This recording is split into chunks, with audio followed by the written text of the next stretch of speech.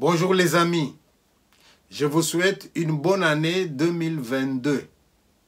Je souhaite de tout cœur que vos vœux puissent se réaliser, que nous puissions vivre dans la prospérité, dans le bonheur, dans la paix. Et si on commençait cette émission par un jeu, observez bien ce monsieur à qui je suis en train de parler. Nous sommes à Berne. Pouvez-vous nous dire qui il est ce monsieur-là? Si vous trouvez, bravo. Si vous ne trouvez pas, continuez à voir la vidéo, je vous donnerai des indices. Mais si vous pouvez déjà les trouver à ce niveau ici, dites-nous à combien de secondes vous avez trouvé la bonne réponse. Eh bien mes amis, en début d'année 2022, c'est peut-être le moment de prendre de bonnes résolutions. Prendre de bonnes résolutions par rapport à notre vie personnelle. Prendre de bonnes résolutions aussi par rapport à notre pays, à l'Afrique, au monde et au continent. Vous avez bien remarqué que ces derniers temps, nous y sommes d'ailleurs encore, la nature est en train de nous faire signe. La pandémie qui n'arrête pas encore, le réchauffement climatique, les incendies, les inondations, des signes du temps qui nous montrent que nous ne sommes pas les maîtres du monde, qui nous montrent que nous pouvons être faibles nous aussi. Quand on était élève, on se marrait bien en lisant les animaux malades de la peste. Mais aujourd'hui, j'imagine des animaux qui se retrouvent quelque part et qui se marrent aussi, les hommes malades du Covid. Cette pandémie, c'est l'occasion pour nous de nous rendre compte que la vie ne va pas toujours comme nous voulons qu'elle aille. De nous rendre compte que nous ne sommes pas toujours les maîtres du monde. Un petit virus peut faire trembler le monde entier. Et nous y sommes. Et alors, qu'est-ce qu'on peut en tirer comme leçon? Chacun verra. Mais moi, ce que je tire comme leçon, c'est l'humilité. Et quand vous êtes humble, vous allez vous poser la question de savoir qu'est-ce que vous pouvez faire pour que notre monde devienne un monde meilleur. Cela me permet aujourd'hui de vous parler de deux choses. La première, c'est l'actualité dans notre pays, où nous entendons tout le temps parler d'agents fictifs. On va contrôler dans l'armée pour voir combien de militaires il y a au front. On trouve un nombre inférieur au nombre des gens que l'État est censé payer. Et on se demande où va le surplus de cet argent-là. On va dans l'enseignement. Alors que l'État paye autant d'enseignants, on arrive sur terrain, on trouve que non. Il n'y a pas autant d'enseignants, il y en a moins. Les autres sont des agents fictifs. Et même dans le domaine médical, où on joue avec la vie des gens, on va là aussi, eh bien, il y a des agents fictifs aussi. Et je me souviens que ce phénomène n'a pas commencé aujourd'hui, ça vient de loin. Déjà dans les années 1980, au moment où on avait commencé la mécanisation du personnel, quelqu'un pouvait être professeur à Lubumbashi, si loin de Kinshasa, et il fait des mois et des mois, il n'est pas payé. On va lui dire, tu n'es pas encore mécanisé. Et quand la liste des pays venait, quand la liste des pays arrivait, on lui montrait, tu n'es pas encore sur la liste. Et en effet, il n'était pas sur la liste. Mais sur cette fameuse liste, il y avait d'autres noms de gens qui n'existaient plus, ou des gens qui n'ont jamais existé. Alors, quand nous, qui n'étions pas sur la liste, on ne pouvait même pas réclamer, on vous montrait juste la liste. Mais regarde, vous n'êtes pas là-dessus, votre nom n'est pas là. Mais les autres noms, je ne les connais pas. Les autres noms n'existent même pas. On garde les autres noms, et quand l'argent arrive, il y a un certain nombre de gens qui vont se les partager.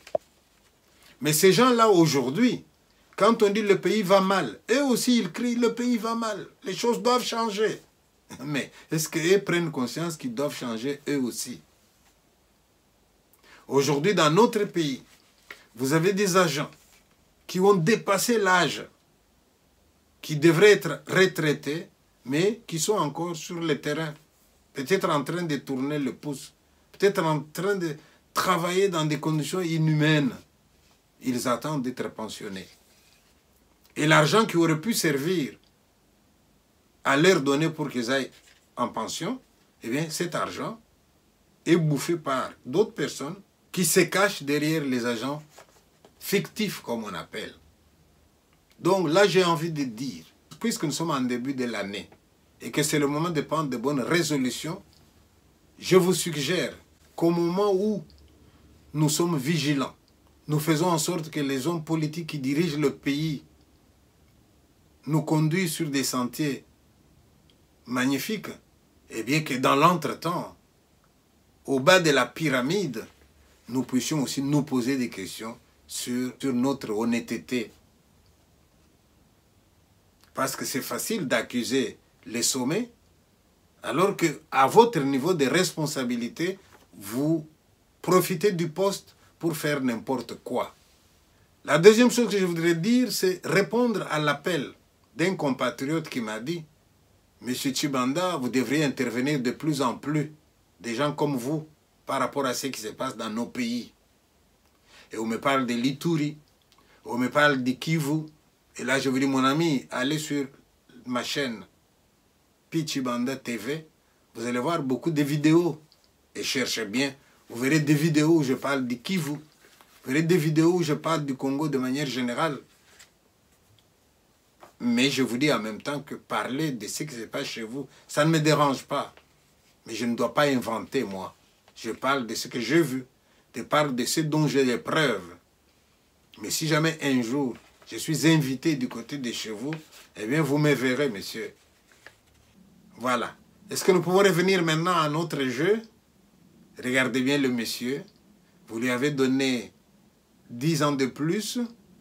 Vous l'avez situé à Berne, en Suisse. Vous voyez qui il est? Je vous donne encore un indice.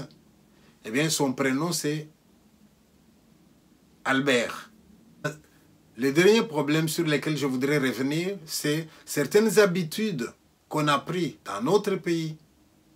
Depuis longtemps, ça n'a pas commencé aujourd'hui, et qui, à certains endroits, perdurent. Je vais juste prendre l'exemple de l'organigramme d'une entreprise. Le PDG, dans l'organigramme, vous avez le PDG, vous avez des directeurs qu'on appelle GDH, grand directeur hiérarchique, vous avez un directeur des directeurs, et puis vous avez des divisionnaires. En dessous des divisions, là, c'est par département. Et alors, dans les départements, vous avez des chefs de service, et les chefs de service ont des agents.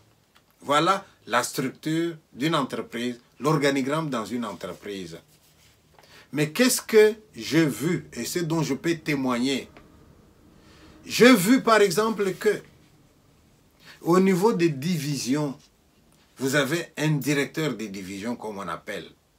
Cet homme, il a en dessous de lui des chefs de service, par exemple 4 chefs de service. Mais arrive le moment où lui, le divisionnaire, doit aller en congé. Premier constat, il ne va pas en congé. Il a peur que quelqu'un prenne son poste. Il le garde, il refuse d'aller en congé. Alors qu'aller en congé, c'est un devoir, c'est une obligation. Mais quand il a tellement cumulé et qu'il s'est dit qu'il faut quand même qu'il y aille, eh bien, au lieu de choisir un directeur intérimaire parmi ses chefs de service, c'est qu'il y ait une manière de préparer la relève. Comme ça, le jour où il ne sera plus là, il y a un chef de service qui va occuper sa place. Ah non, non, non, monsieur veut garder son poste. Qu'est-ce qu'il fait? Il va prendre toutes les responsabilités. Il va donner à un autre divisionnaire dans un autre département. Et le gars, il va cumuler et son poste de direction et le poste de direction de son ami. Dans l'entretemps, en dessous, il y a des chefs de service. Tout ça pourquoi? Parce qu'il ne faut pas qu'un chef de service montre qu'il est capable de faire le travail que le directeur fait. Il ne faut pas qu'en haut lieu, on se rende compte que tiens, il y a un chef de service, mais il tient très bien ce poste-là. Donc un jour, il pourra l'occuper. Non, c'est j'y suis et j'y reste. Alors nous allons dénoncer ça en haut, mais à notre niveau, quand nous avons ce genre de responsabilités, nous trouvons ça normal d'occuper un poste, de refuser d'aller en congé, ou quand il faut aller en congé, prendre ce poste-là et le confier à son ami. Voilà, ces choses-là doivent cesser. Alors, de bonnes résolutions pour 2022? Eh bien, changeons la manière d'être. Arrêtons de considérer que là où nous sommes, eh bien, on met des racines. Non. La vie, elle tourne. Hein? De toutes les façons, nous tournerons. Voilà. Est-ce que vous avez trouvé le nom de monsieur que je vous ai présenté? Si oui, bravo! Si vous n'avez toujours pas trouvé, eh bien, voici. Si vous avez aimé l'émission, si vous avez d'autres questions, vous me les proposez, nous en parlerons. Alors, en attendant, qu'est-ce que je vous demande? C'est de partager, c'est d'aimer et c'est de vous abonner. Ciao!